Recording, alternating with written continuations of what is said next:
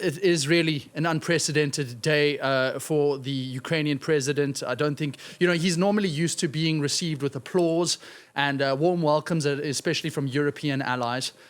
And then all of a sudden now he's just faced the biggest backlash from the United States president himself. Where do we stand? What kind of reactions are coming from Ukrainians themselves? Well, before giving you the reactions from Ukrainians themselves, I'm going to give you this quite telling reaction from Dmitry Medvedev, the former president of Russia, who shared on his social media, "The insolent pig finally got a proper slapdown in the Oval Office. And a real Donald Trump is right. The Kyiv regime is gambling with World War III. So what happened in the Oval Office serves exactly Moscow's propaganda and the Kremlin's agenda in Ukraine, as you've just heard from Medvedev, whom I was quoting.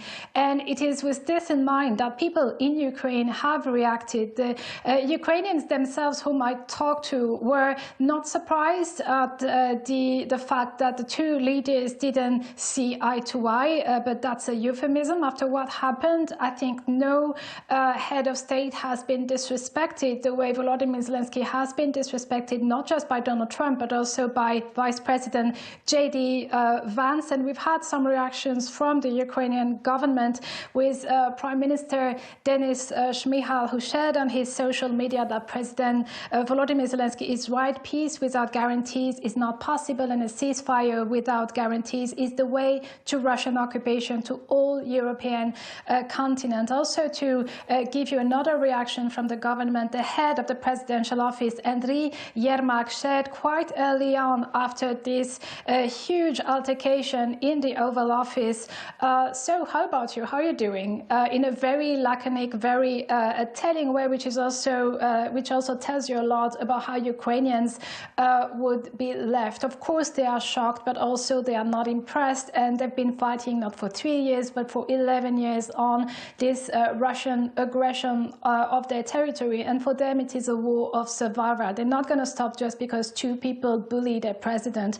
There's also been reactions in the opposition of the government. It's important to highlight how all the opposition members of the parliament gathered and stand behind Volodymyr Zelensky at this very grave hour for Ukraine. Ever since Donald Trump started his accusations against Volodymyr Zelensky, and not just from tonight, from the moment he called Volodymyr Zelensky a dictator and put in doubt the democratic system and process here in Ukraine, the opposition reaffirmed their support to Volodymyr Zelensky. I'm going to quote Ina Sovsun. She's an MP for the opposition group, parliamentary group Holos. She said, after the Oval Office meeting, the President of the United States claimed that Ukraine doesn't want peace. Nothing could be further from the truth. No one wants peace more than Ukrainians. But we're not being offered peace. We're being pushed into a ceasefire with no guarantees that Putin won't attack again. And that tells you, in essence,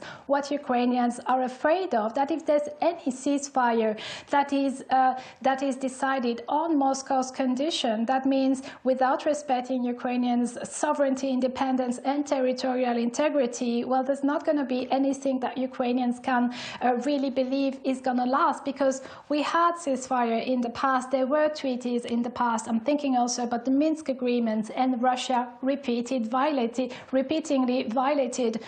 those agreements, those treaties. And Ukrainians, as I was saying, are fighting for their own lives. Since the beginning of this year only, just about 8 weeks, we've had over our heads here in Ukraine over 5,000 drones. They've caused extensive damage, and they didn't cause more damage just because Ukraine is being supported by its allies and gets air defense. So Ukrainians are very worried about the future of this help, the future of this support. But with friends like Donald Trump or J.D. Vance, as we saw them tonight, who needs enemies here in Ukraine? I think Ukrainians tonight really realized that Washington had operated a very stark turn, a U-turn in its diplomacy, and that it's quite clear that Ukraine won't be able to count on the US much longer for support or as things stand. And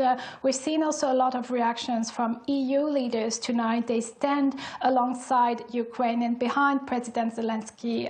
Emmanuel Macron expressed his support, Foreign Minister of Germany, Annalena Baerbock, as well as the Prime Minister of Poland, Donald Tusk, to quote only them. And we've also now heard from the EU chief, Ursula von der Leyen, basically saying that the support, be strong, she says, be brave, be fearless, you are never alone. That's speaking to her dear President Volodymyr Zelensky. Emmanuelle Chaze, thank you so much as well